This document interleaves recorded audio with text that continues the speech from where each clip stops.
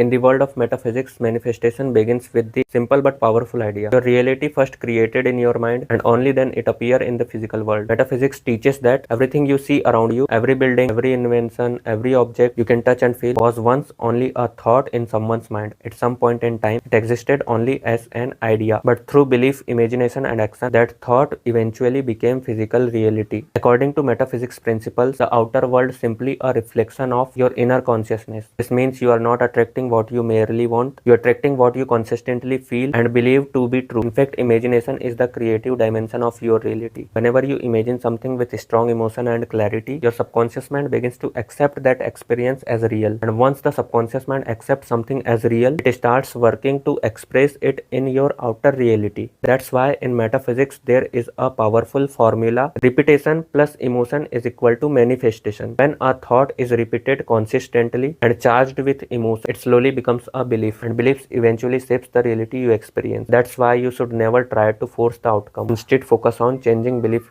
about yourself. Shift your identity, because metaphysics suggests something very important. When your identity changes, your beliefs begins to change as well. Your state of being always creates results in your life. First comes being, then comes doing, and finally comes having. And according to metaphysical principles, there is no other way around. Thank you.